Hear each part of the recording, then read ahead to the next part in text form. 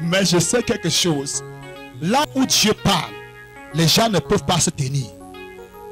Même si ce n'est pas pour toi qu'on parle. Il y a une crainte. Quand tu sors, ce n'est pas ta prophétie qui Seigneur a continué ce jour. Tu ne dois plus faire X, Y, Z. Amen, amen. Dis à quelqu'un, il faut entendre la voix de Dieu. Il y a un très grand profit quand on entend la voix de Dieu. C'est pour ça qu'il faut que tu entendes sa voix. Tu dois entendre la voix de Dieu. Ceux qui entendent la voix de Dieu marchent dans la crainte de Dieu. Amen, amen, amen, amen. Dis à quelqu'un, entend Dieu parler. Et chaque fois que tu entends Dieu parler, sache que c'est une personne vivante.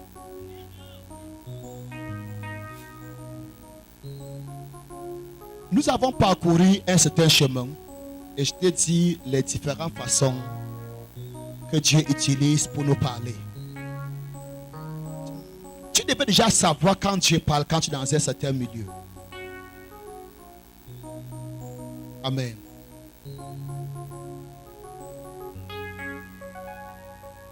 Est-ce que je parle à quelqu'un?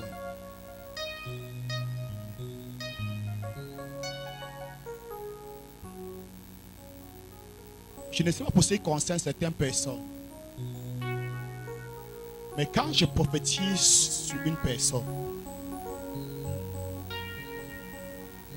je demande souvent à Dieu de me dire ce qui se passe dans la personne. Pourquoi je le fais? Parce que je sais qu'une vraie prophétie, quand elle est relâchée à toi, il y a des choses que tu ressens. Si tu ne ressens rien, je crains de dire. Je crains de dire. Je dis ce que je veux dire là. Je crains de dire qu'on est en train de te manipuler.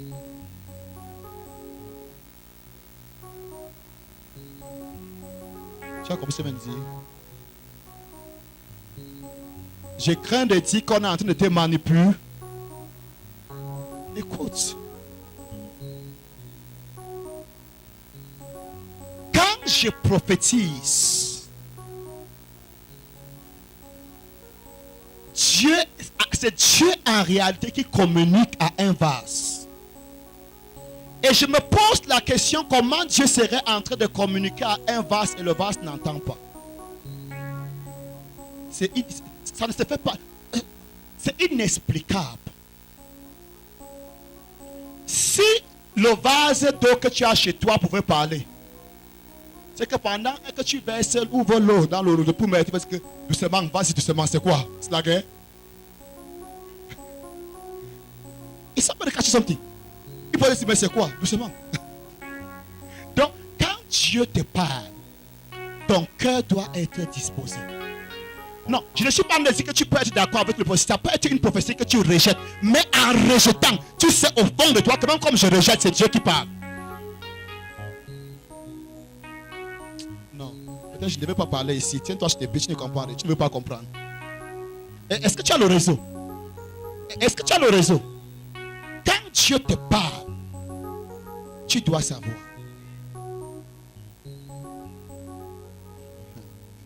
Tu sais, les affaires de mariage ici sont très délicates. Hello? C'est très délicat. Alors, quand tu veux faire quelque chose dans le mariage, toi, pasteur, il faut faire très attention de peur qu'on te colle les noms.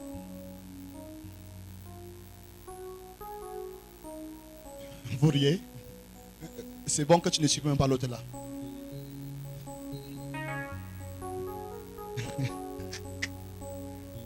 Un jour, il y a 2 de mes enfants qui sont mariés aujourd'hui.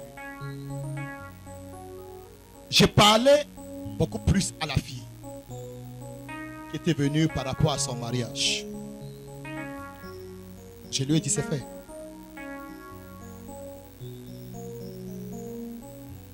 Mais elle était comme confuse.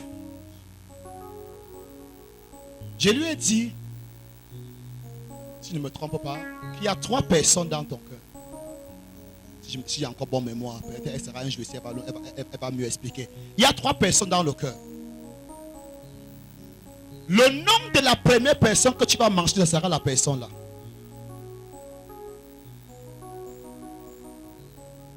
Mais avant que tu ne mentionnes ce nom, voici un signe que Dieu te donne pour que tu saches qu'il s'agit de lui.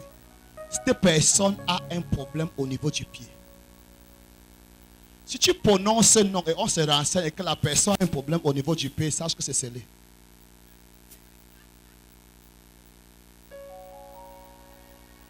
J'ai dit, ouvre la bouche maintenant, prononce ce nom-là.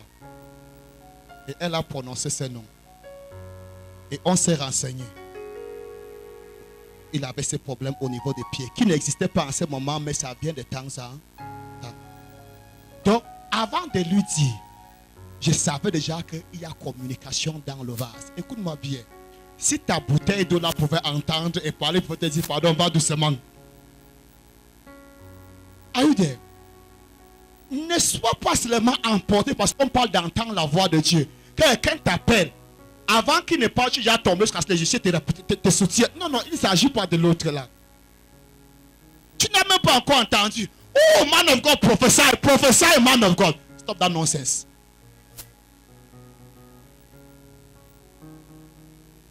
Il doit avoir communication.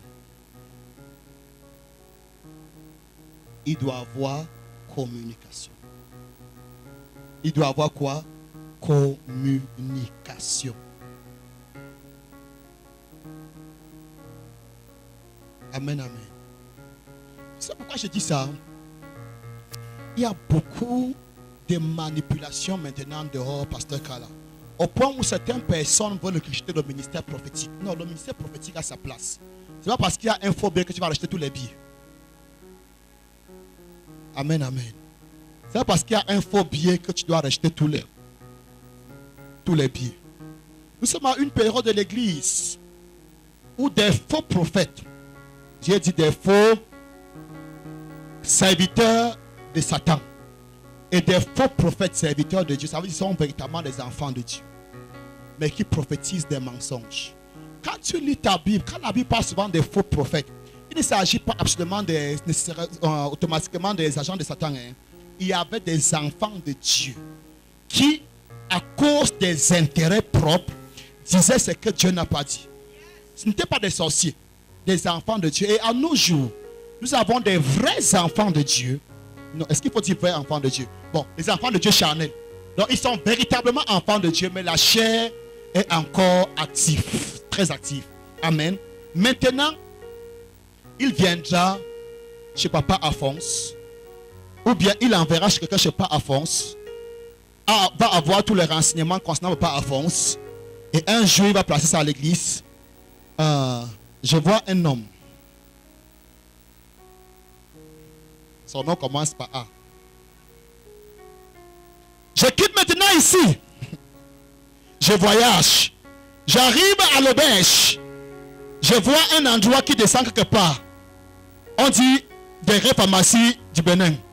Et quand je fais quelque part derrière Nestel, je vois un salon de couture. Tu peux voir dans la vie, couturier. Oh, man of God, professeur, man of God.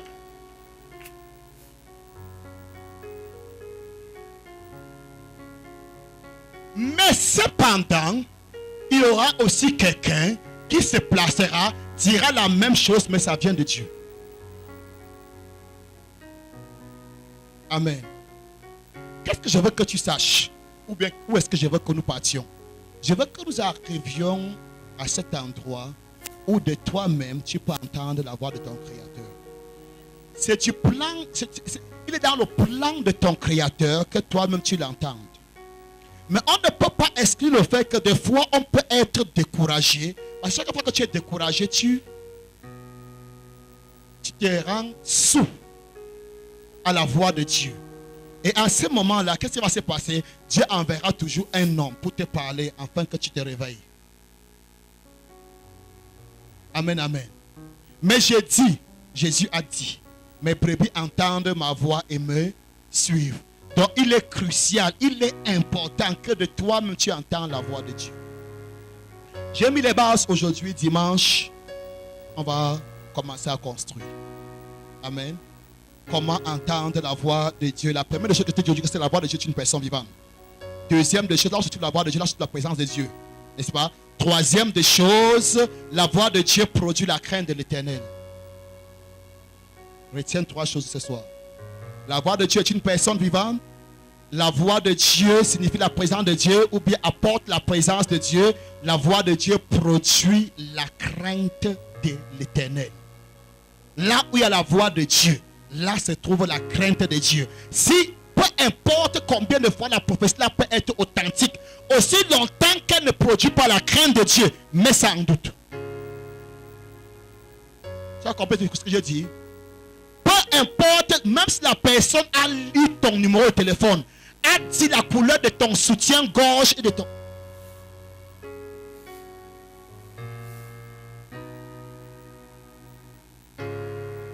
Non, tu sais pourquoi je me suis arrêté? Parce qu'il y a des prophéties comme ça. Et je demande, c'est quel Dieu qui envoie les gens, vous regardez comment les femmes des gens sont habillées.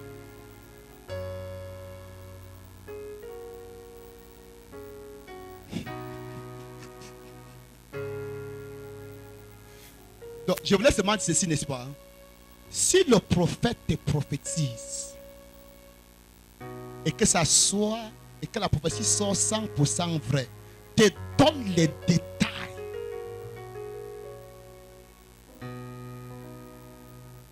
Notre mentor au Nigeria, il a cette qualité prophétique très poussée. Emma et son évêque, Emma et son pote te prophétiser jusqu'à te dire ce qui est en toi que tu ne connais pas. Donc ouvre ton porte, attends, dans ton porte-monnaie, il y a telle chose que tu ne connais même pas.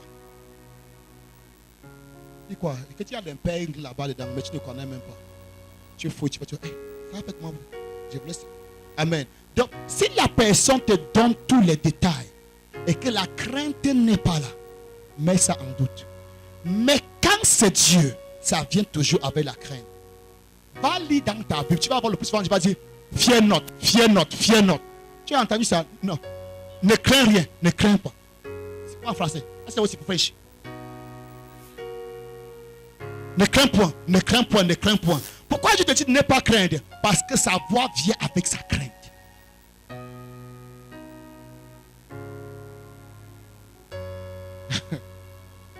Est-ce que tu es là? J'ai dit que quoi? La voix de Dieu vient avec... Il y a des églises ici dehors. Après le culte, le pasteur s'assoit. Il y a un long fil des gens. Chacun vient à son tour. Il dit pour lui. Chacun vient à son tour. Il dit pour lui. Chacun vient à son tour. Il dit pour lui. Tu es là-bas. N'aie pas peur. Justement. Je vais te guérir. Tu es là-bas. Regarde comment tout le monde est pur ici. Je mets votre pureté là en doute. Bon, je vais te dire quelque chose. Si tu as été dans des endroits comme ça, tu vas constater une chose. Que les révélations qui t'ont été données ne portaient pas la crainte de Dieu. Pourquoi ces révélations ne portaient pas la crainte de Dieu? Certainement parce que ce n'est pas Dieu qui a parlé. Peut-être ce qu'on t'a dit est vrai, mais il n'y avait pas de crainte.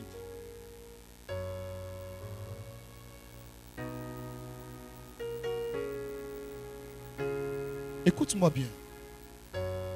Certains d'entre vous,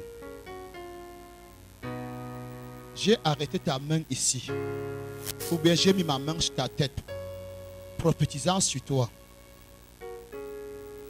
Tout d'un coup, tu as senti comme tu devais vomir. Plusieurs fois. Tu sais pourquoi? Ça, c'est des choses qui accompagnent la voix de Dieu. Elle vient avec la crainte de Dieu. Et cette crainte de Dieu, Satan ne supporte pas. La nausée là, ce sont les démons qui sont en train de partir. Je ne cherchais pas les démons. Non, non, non. Je prophétisais seulement, même la chaleur. Des fois, quand on dit ainsi parle l'Éternel. Avant même qu'on te dise, tu as commencé à sentir une chaleur. Ça veut dire Dieu préparait que ton cœur, que ça vient. Dès qu'on dit ainsi parle l'Éternel, tu sens comme si un feu brûlait à l'intérieur de toi. C'est déjà arrivé? Frère, il n'y a pas la peu près dans ça. Il n'y a pas la peu près dans. Maintenant, je peux aller. Je commence à dire que bon, sur les 500 000, tu sens comment la crainte là s'évanouit. Mais comme tu es tellement bête, tu continues à tomber jusqu'à ce qu'on te soutienne seulement pour que tu reçoives tout le reste de la prophétie. Tiens-toi sur tes pieds.